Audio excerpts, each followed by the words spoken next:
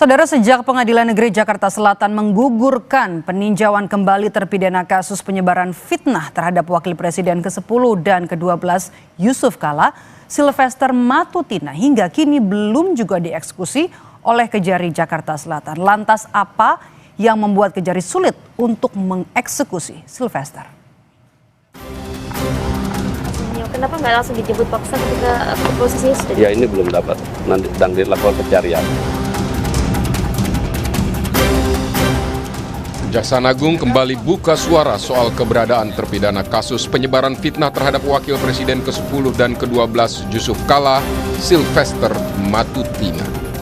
Kepala Pusat Penerangan Hukum Kejaksaan Agung, Anang Supriyatna, kemarin mengatakan Kejari Jakarta Selatan masih terus mencari keberadaan Sylvester Matutina untuk segera dieksekusi. Saya tidak tahu pasti, nanti kita konfirmasi ke Kejari Jakarta Selatan sebagai eksekutor.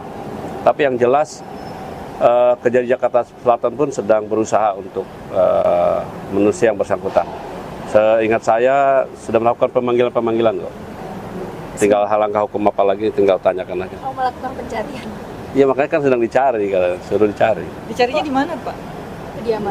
Ya, namanya cari kan kalau udah tahu nggak tinggal di ini aja kan. Gitu.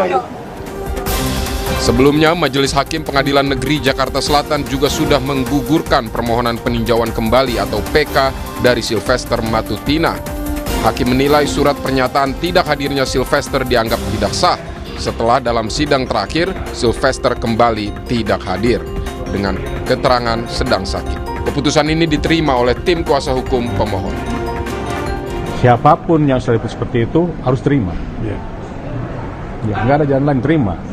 Masalah akademik hukum itu belakangan kita bicarakan lagi. Saya hanya mengurusi masalah PK-nya, ya kan? Tidak mengurusi masalah pribadi pemohon. Pemohon mau sakit itu ada keluarganya. Apakah tidak ada konsultasi sebelumnya, terlepas dari sakit atau tidak, sehingga mengeluarkan izin? Seperti apa, Pak? Satu Iya. Pernah ketemu pada saat pembuatan memori PK tambahan. Wakil Presiden ke-10 dan ke-12 Yusuf Kala sempat berkomentar terkait proses hukum Ketua Umum Solidaritas Merah Putih Sylvester Matutina. Dengan singkat, JK bilang, serahkan kasus ini kepada proses hukum. Di Kejagung masih males gitu, bukan hukum. Itu enggak. Sylvester telah divonis 1,5 tahun penjara dalam kasus fitnah terhadap Yusuf Kala dan sudah inkrah sejak 2019. 6 tahun berlalu, hingga kini Sylvester belum juga dieksekusi. Tim Liputan, Kompas TV.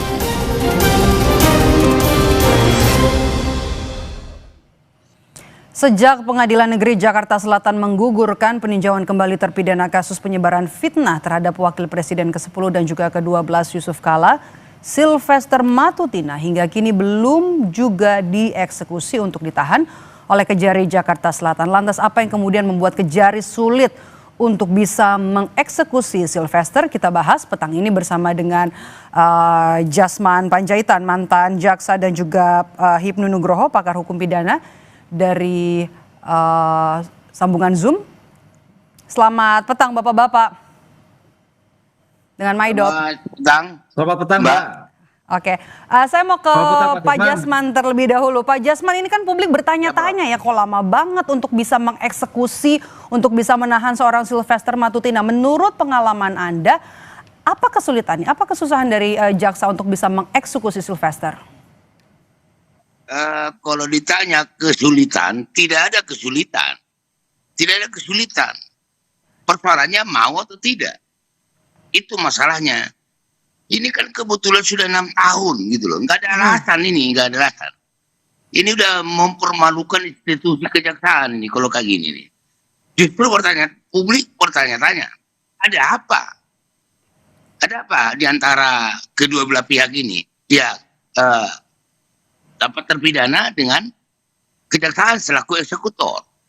Kan kalau menyimak tadi yang dikatakan oleh Kapus Penkum bahwa sedang mencari katanya. Ya, untuk menunjukkan sedang mencari, nyatakan dulu dia sebagai DPO.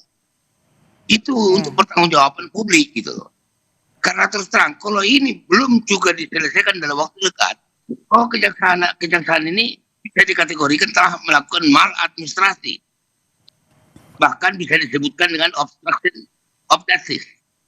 Itu loh, ini yang saya kira Pak Prabowo juga harus memerintahkan Jaksa Agung segera mengeksekusi ini, turun tangan.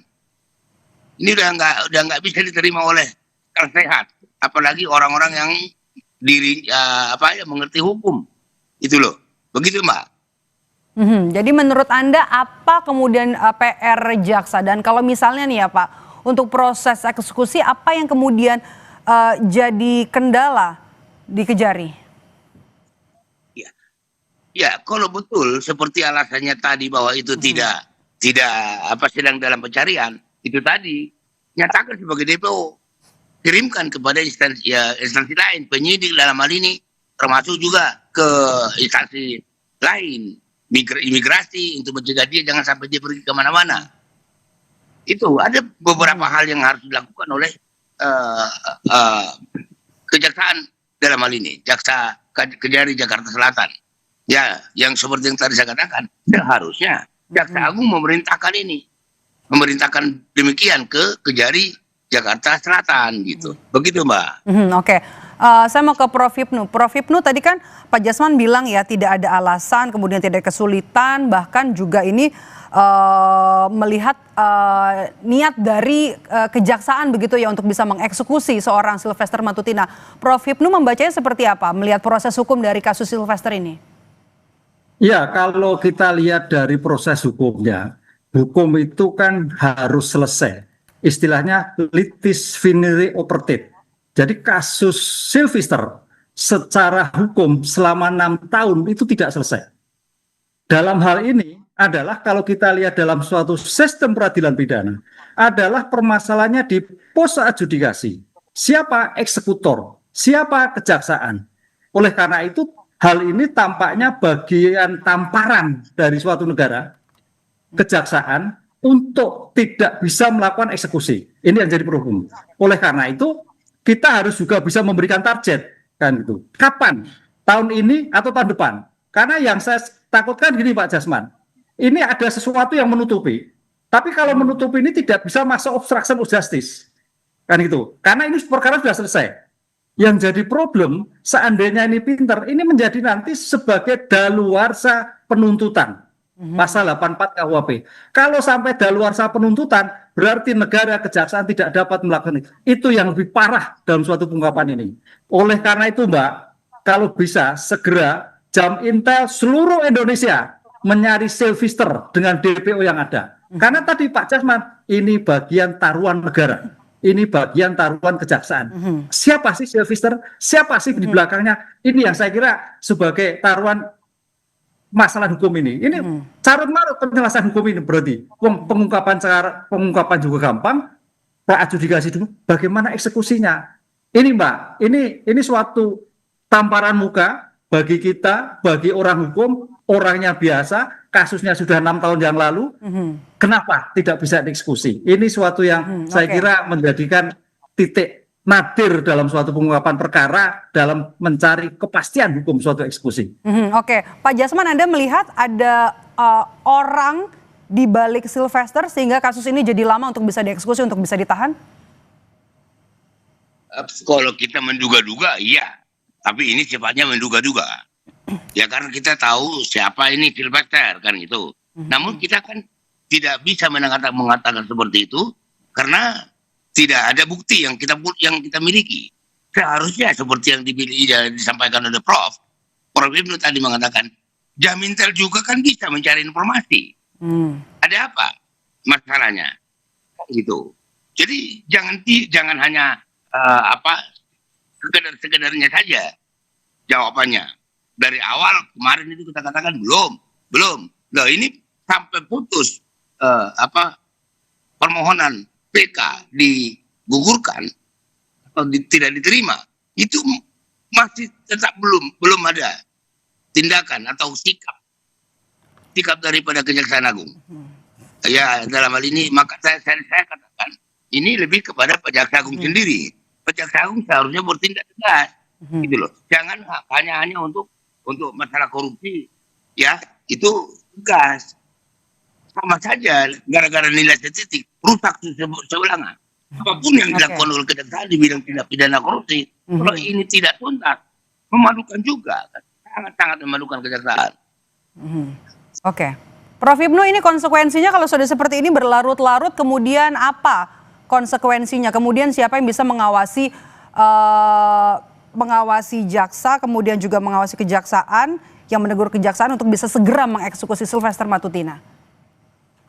Ya, sekarang kan kejaksaan kan diawasi oleh komisi kejaksaan. Saya kira komisi kejaksaan harus betul hadir, memantau dari hari ke hari. Karena ini pencarian sebetulnya dalam hal ini juga sulit-sulit juga gampang-gampang, Mbak. Karena jangan sampai ini menjadi Harun Masiku yang kedua, kan itu loh. Karena ini kan kalau kita lihat digitalnya, mungkin bisa loh, dengan kemampuan teknologi yang sekarang mengungkap suatu kasus kaitannya teroris, kemudian kasus dengan intelijen yang luar biasa, saya kira kejaksaan mampu. Oleh karena itu dalam hal seperti ini saya kira dengan Pak Jasman hadir itu bagaimana intelijen kejaksaan bisa mengidentifikasi dengan kemampuan IT-nya, di mana posisinya, di mana gerakannya. Saya kira nggak sulit ini, karena tampaknya masih di Indonesia, kan gitu Mbak. Dan ini menjadikan taruhan kewibawaan hukum negara.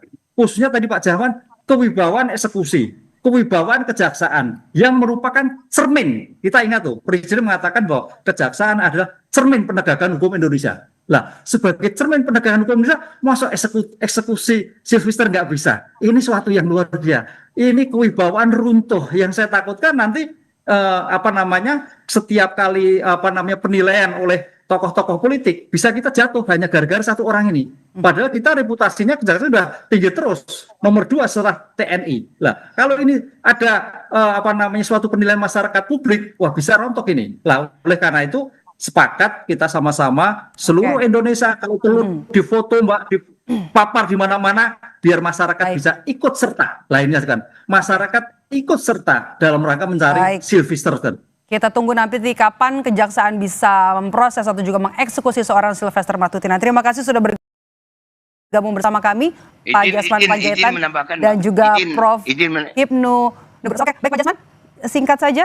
Iya, singkatnya seharusnya Komisi 3 juga bisa memanggil Jaksa Agung terkait masalah ini.